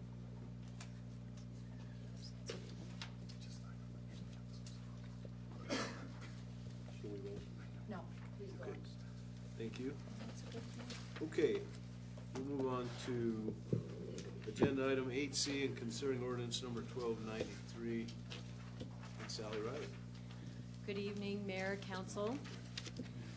Ordinance 1293 is establishing a utility easement and quitclaiming that easement to IREA. This is the first reading. This is a very small area, 1,100 square feet, that is located adjacent to Fountain Creek behind the Safeway Shopping Center. And this is part of their project that is looping a three-phase line down County Road to 21 to Walmart. And they discovered they needed anchors and guy wires, and thus the need for an easement within the city's property in the open space. We would request that you approve this on initial posting, setting the public hearing for December 1st. Thank you, Sally. Questions, council? So moved. Second. Thank you. Let's wait a minute for Mr. Matthews. We're all tired, we're just like, get it over with.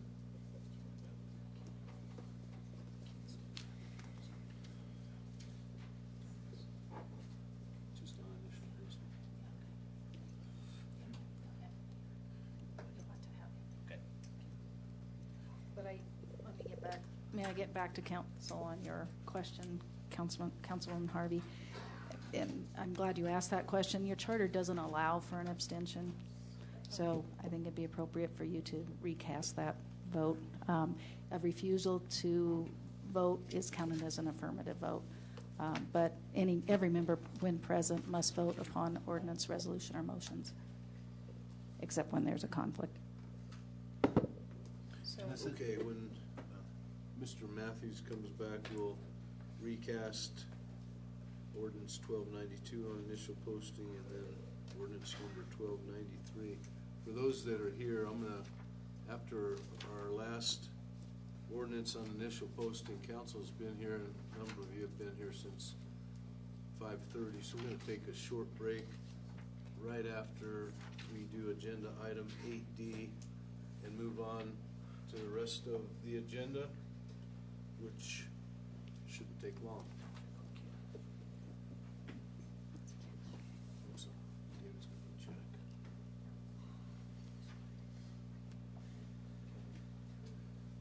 Okay, since we're waiting, instead of waiting and voting on this, we're gonna take a break right now until 8:40. Oh, God, thank you, thank you. Wait till you get to be my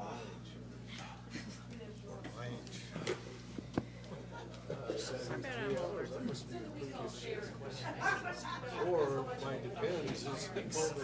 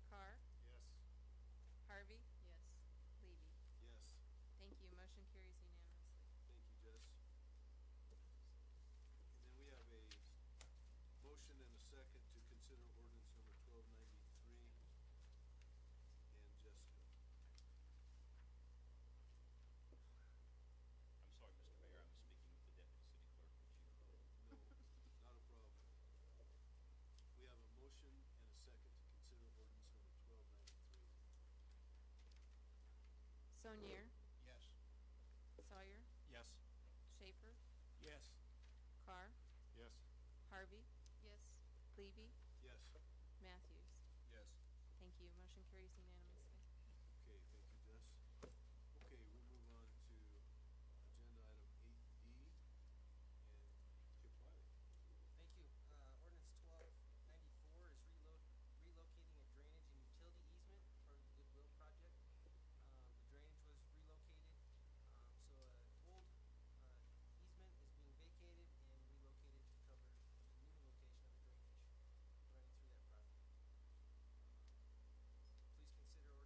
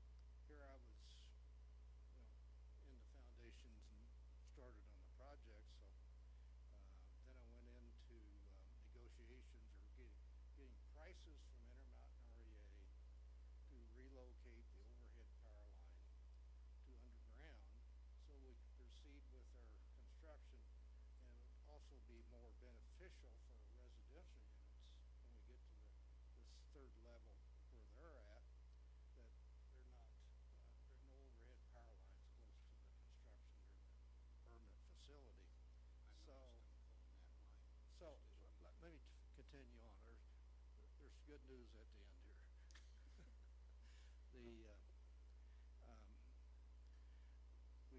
We had to send money up front to do that, and I had to hire private electrical contractor to change the part that I had to change, and I had to pay for REA's subcontractor to change all their stuff. We got started on that about 6 months ago, and we had to put underground conduits in for the electric. At the same time, we put underground conduits in for all the communication cables that run below the primary electric on Intermountain REA's poles. Well, the good news is, this coming Monday morning, the conversion is going to happen. So that's the reason for the delay. I'm sorry for your delay, and I'm glad to see the project moving forward. Thanks, Bill, I appreciate it. Terry, you have a comment? I've got you on my list.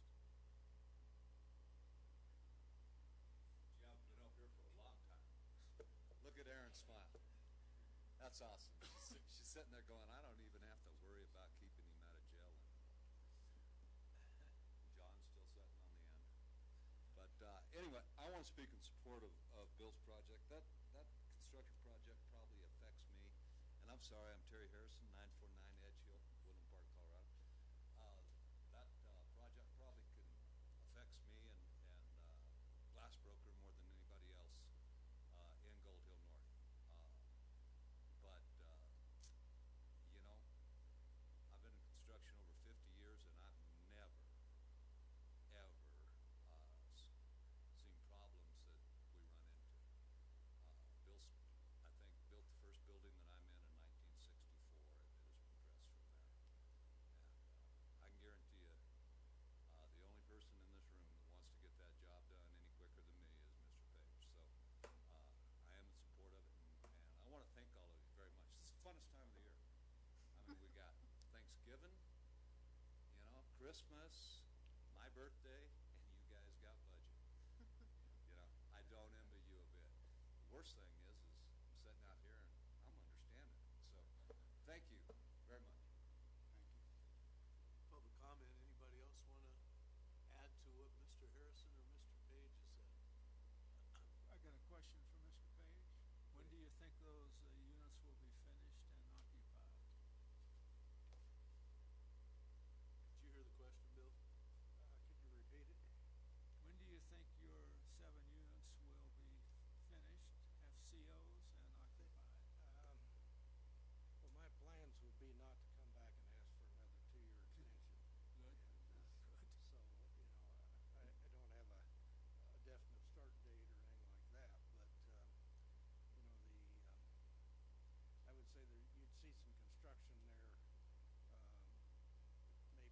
later in 2017, 2017, and then probably maybe finish up in 2018, something like that. All right. Thank you.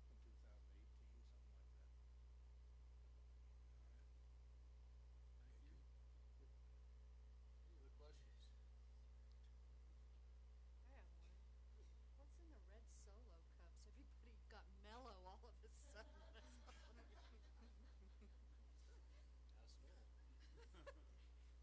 Spiked. I'm sharing. Nobody else? Audience? Okay. If not, we'll call for a motion to approve ordinance 1289, please. Move to approve ordinance 1289. Second. Thank you. Jess? Schaefer, Yes. Carr, Yes. Harvey, Yes. Levy, Yes. Matthews, Yes.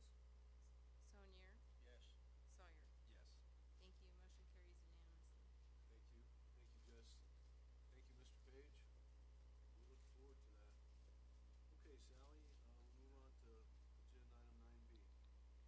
Thank you, Mayor Levy. The next ordinance is 1290. This is a similar conditional use permit that was approved in 2014 for Badrock Automotive Sales. Certain improvements were required to be made before the end of the 2 years, and we still have a little outstanding improvement. This is located, this Badrock Automotive is located on Mountain Glen Court, down next to the Western Convenience. And Mac McClung unfortunately could not be here this evening, but he has completed his improvements with a parking lot, drainage, fencing, landscaping. So the existing conditions allow him to operate as a used automotive sales.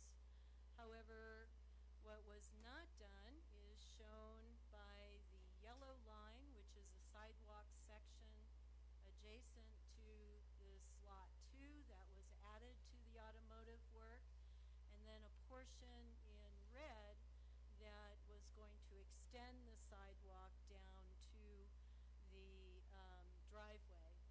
So Mr. McClung was able to get a bid for this project, and it was exceedingly high.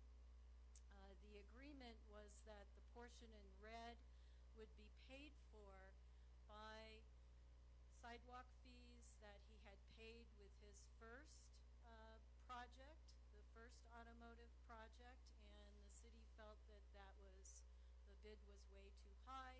It would be better to go out for a competitive bid and then be able to do the work in the spring. So we suggested that an extension for a year is a reasonable thing to do in order to complete the sidewalk system and do that within a reasonable cost. So with that, we believe that this is a reasonable request. The conditional use standards have not changed. This provides additional time to obtain a more competitive bid. Work will commence in the spring or summer of 2017, and with that we would recommend approval of Ordinance 1290 to authorize a one-year extension to the conditional use that granted the automotive sales in order to complete the curb, gutter, and sidewalk.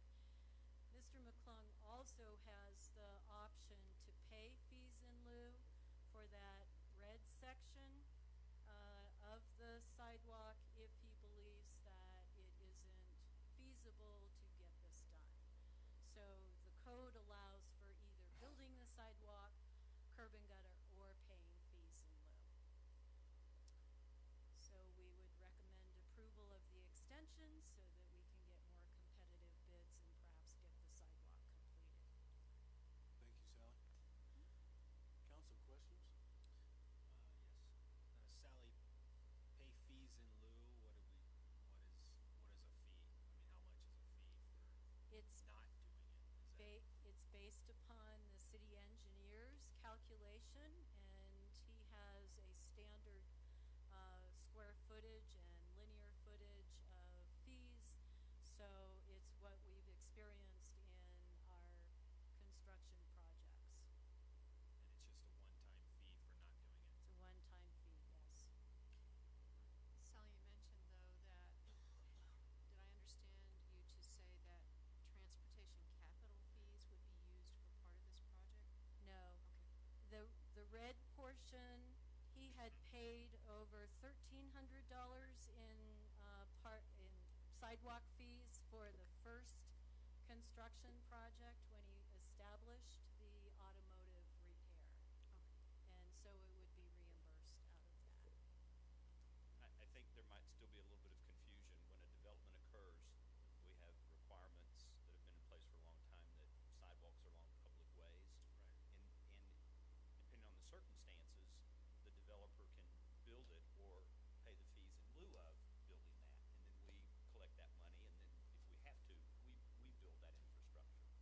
So that's what that process is all And about. that has nothing to do with the transportation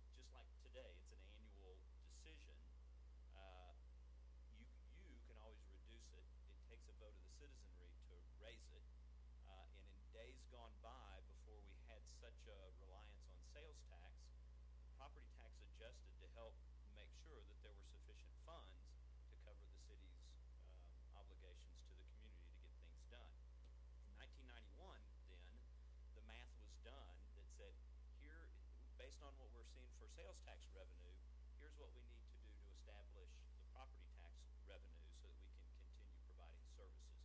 And so since then, our sales tax has been extremely predictable, extremely reliable, and extremely steady with a few fluctuations here and there. And the council has always chosen just to certify the mill levy as it was established then. I think that's just the general process. The exact math, I wasn't here then. But it was that general process. To increase the mill levy, that requires a vote. Correct. And we aren't recommending that. Any other questions? Thanks, Val.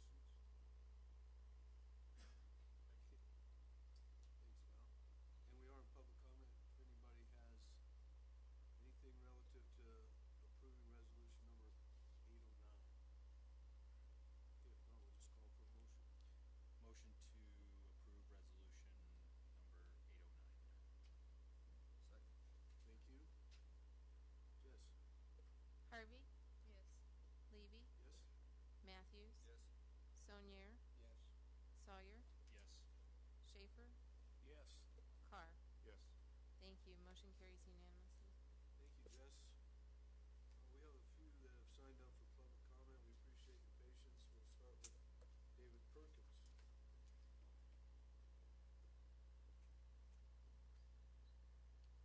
a new regular to our council meeting. That's right. Good evening, Mayor, Council, and public, staff. My name is David Perkins, 148 Illini Drive, Woodland Park. First, I'm here as a member of Keep Woodland Park Beautiful. I am joined by Renee Bunting, Dan Sloan, Jan Kummer, Michelle Perkins, and Linda Garrett had to take off just a little while ago. Just to give you a quick update on the projects from the Lowe's grant, what I said 2 weeks ago would be accomplished over the next 2 weeks was accomplished the past 2 weeks. So everything's moving along fine. Kudos to Public Works staff for getting the Antler Archway their portion of the Antler Archway project, which was taking electric from a lamppost, trenching out sidewalk, and going over to where the new column is going to be. They got that done earlier this week. Also, Dick Carpenter, who is putting in the columns, poured footers, and so that got done before the weather today. And so that's all on the go, which we're very excited about. You may have noticed out at Woodland Station, dirt work has already begun, and I think now you'll have a clearer idea of what they're trying to accomplish in converting that land into a event center. And so we're all excited about that. On top of that, Keep Woodland Park Beautiful member Linda Garrett raised additional funds to install a new Antler Arch next spring, which was outside the original grant budget.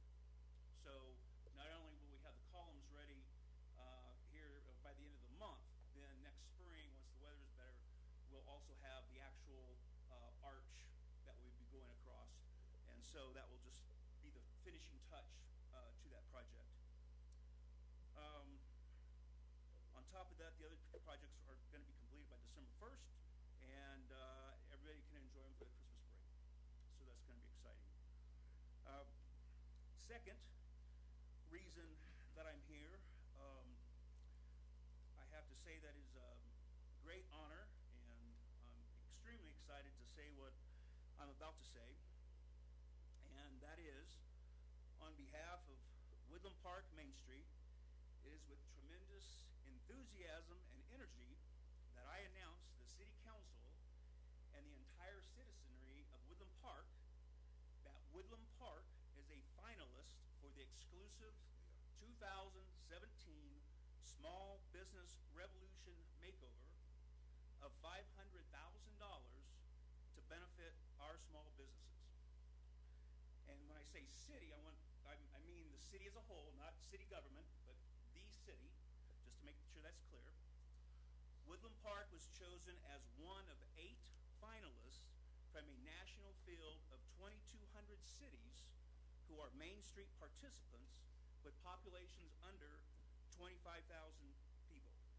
So it's one of 2,200, which equates to 1/36th of 1% of all eligible cities, or 0.0036. The Small Business Revolution grant program is sponsored by Fortune 500 company Deluxe Corporation based in Minnesota.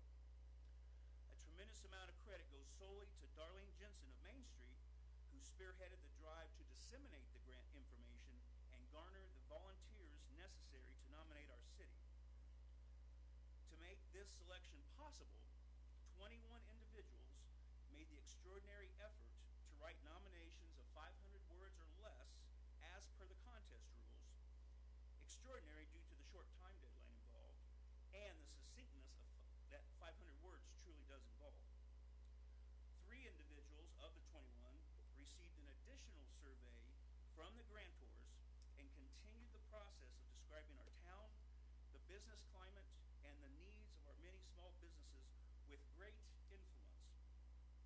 It should be noted that the 21 individuals who wrote nominations to even get Woodland Park on the consideration list were so skilled and so impactful that Woodland Park was chosen from among 14,000 total nominations. So with a mere 1/15th of 1%, or 0.0015 of the total nominations submitted, these 21 individuals were able to garner the attention and imagination of the reviewers to not only get Woodland Park on the initial short list, but to further get Woodland Park placed on the list of the 8 finalists. To put it another way, the 10,500 words written by these 21 individuals were among the most impactful words penned in the entire contest, as these words competed against 7 million words to bring national notoriety to Woodland Park. These 21 writers are amongst the city's many volunteer groups and represent Main Street, Downtown Development Authority, Woodland Park Arts Alliance, and Keep Woodland Park Beautiful, to name just a few, and include several business owners. This goes to show everyone throughout the city that volunteerism indeed pays great dividends. It also proves the depth that citizens believe in our community and the willingness to put in the time and energy to make it a great city. I cannot emphasize enough the Herculean effort on the part of the volunteers is already bringing national attention to Woodland Park, as through the Deluxe Corporation and their promotion of the Small Business Revolution program. The next step takes place on November 29th, when Deluxe Corporation is sending their team to interview and film our small businesses. All of this activity, which has been hundreds of hours, has all been coordinated by Darlene. So massive kudos to Darlene for handling the numerous emails, phone calls, and arrangements with Deluxe Corporation and their representatives. After this next step, the 3 contest finalists of the 8 will be announced on February 9th, 2017, and at that time, when Woodland Park is a finalist, the real work will begin, as the winner of the 500,000 Small Business Revolution Makeover will be chosen by popular vote across the entire country. So stay tuned and prepare to join the massive effort to tell family, friends, neighbors, cats, and dogs to vote for Woodland Park. Further details regarding the announcement is available by contacting Darlene. Great news. It's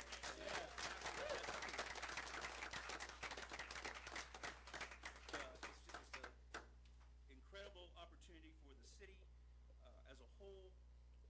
More information can be obtained about last year's winner and the program in general by going to smallbusinessrevolution.org and looking at their website to see the process that was done last year for Wabash, Indiana, who was the 2015 winner.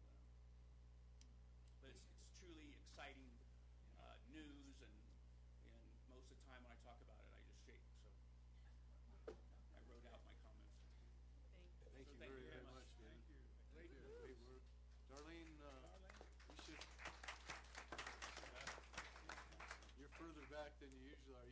stand up and take a bow because that's.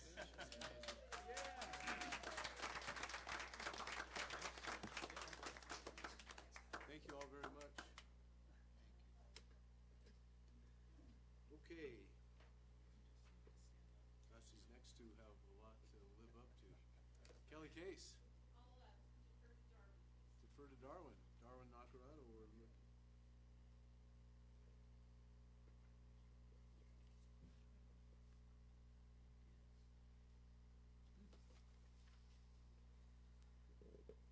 Hello, I'm Darwin Nacarado, 410 Craig Court, here in beautiful Woodland Park. I have a wonderful big paper clip here. Actually, it's a mic thing. Hey, that's my mic. It is. You want it? Yeah, I do. That's why I brought it tonight.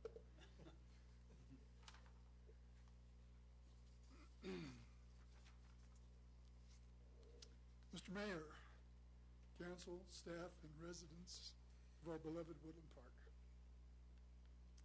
I stand before you this evening to offer a perspective from one, a resident of Woodland Park, two, the chair of the Community Investment Committee, three, a person with a 30-year career in accounting, finance, including cost accountant, controller, chief accounting officer, and chief financial officer of a major New York Stock Exchange listed corporation, and chief executive of my own $250 million corporation, and four, a graduate and undergraduate business teacher who's developed and taught numerous finance courses.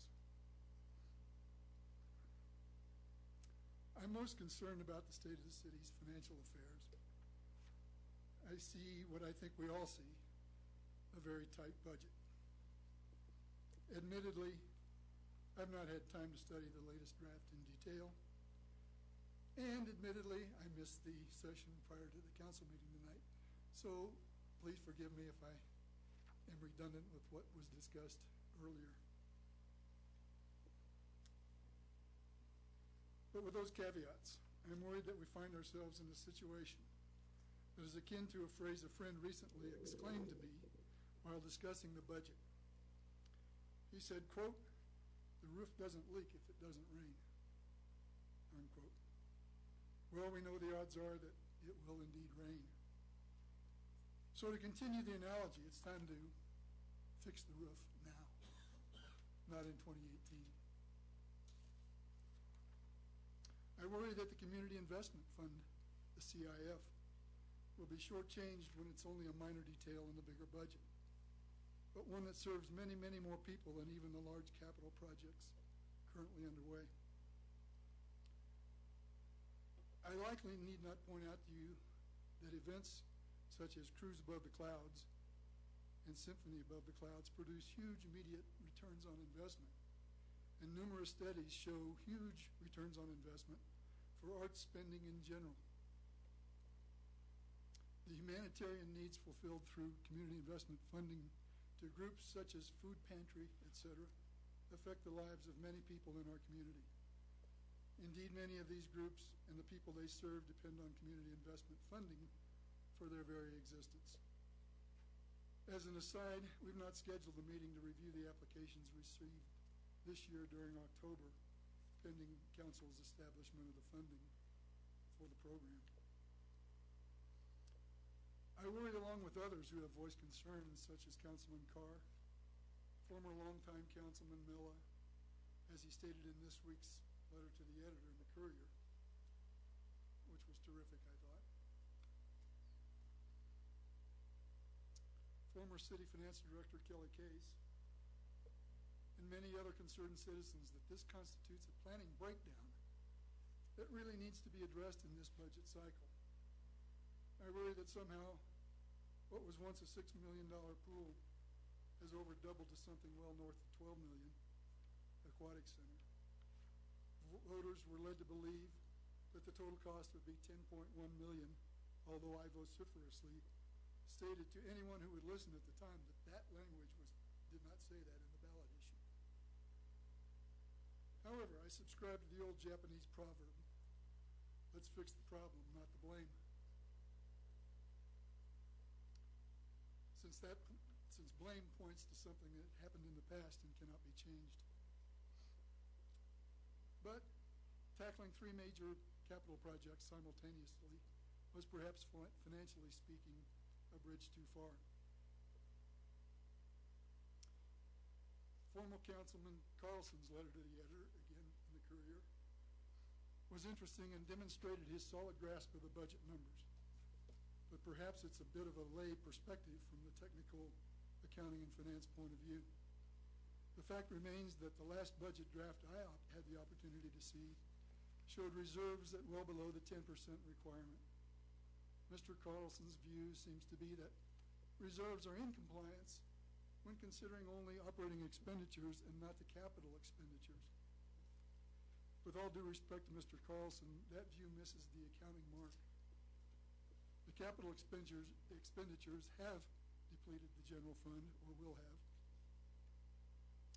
It doesn't really matter how that happened.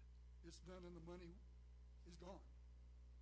The point is that we have not in part complied with the finance matching principle, whereby long-term projects, also known as fixed assets, or PP&E, property, plant, and equipment, are funded matched with long-term funds, i.e. bonds, etc. We've used operating revenue for long-term projects. Sure, this is similar to using what a for-profit business would be considered retained earnings, which is okay, that's fine, but not when it reduces reserves to dangerously low levels. I'll leave this here because to go deeper would take too much time and get us deep into the technical weeds. And I don't want to be as wonky as my esteemed previous speaker. I can't do the .00. Anyway. Lastly, I want to say that while I greatly admire the people involved across the board, creating a new department and awarding salary raises in the face of budget shortfall are highly questionable tactics. The budget I saw provided for 3% raises, but I point out that those of us on Social Security got 0.3%, or about $5 a month, based on the inflation rate. And it was zero for the current year. Perhaps the special projects functions contemplated could be covered by volunteer groups such as Mountain Arts Council, DDA, Chamber of Commerce, etc. Just a thought. Thank you very much for your time. Thank you. Thank you, Dora.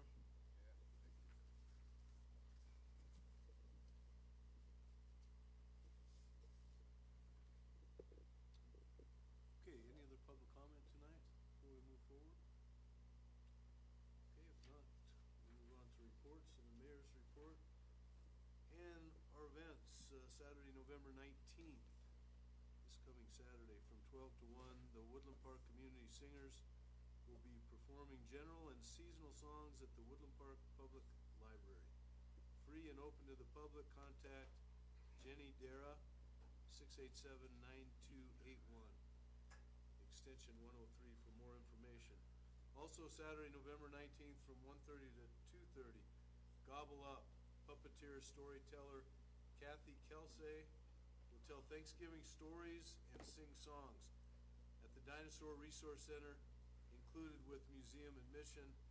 Contact Deb Robillard at 686-1820. This Sunday at 2 o'clock, the Pikes Peak Historical Society invites you to learn more about Tippus at their monthly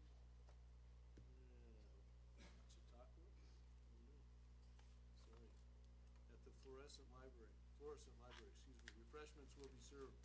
For more information, call 748-8259 or 748-3861. And finally, Thursday, November 24th from 9 to 11, Thanksgiving Day turkey toss at the Colorado Wolf and Wildlife Center. Be a part of feeding the wolf, coyote, and fox families. $30 per adult, $15 for kids 12 and under.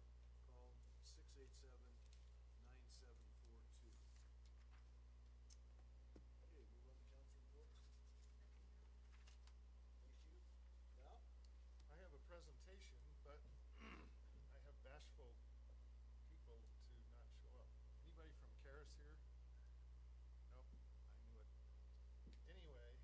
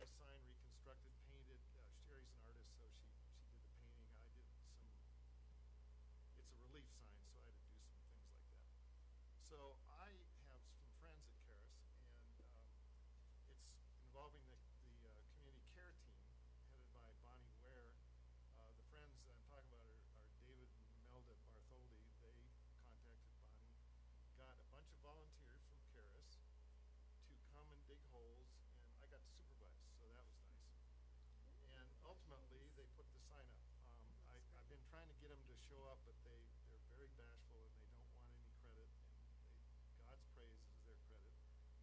And, but anyway, I said, well, I'm gonna do it anyway, whether you show up or not. And this is a wonderful team. They do wonderful work around the community. I know they've done some things for the city manager, and I believe, and some other things. And they never stop or tout themselves. So I wanted to. So here's some pictures with some of the folks. And there's some other people who started out by helping me get the sign down in Country Ridge Estates, and a very generous donation by Ann Mitchell, who lives in Country Ridge Estates, towards what I'm going to do is buy them dinner at the smokehouse for ribs on some Saturday night, if I can get them over. Anyway, thank you very much for the Caris Care team. And thank you, Val. That's a great project. Thank you very much. You bet.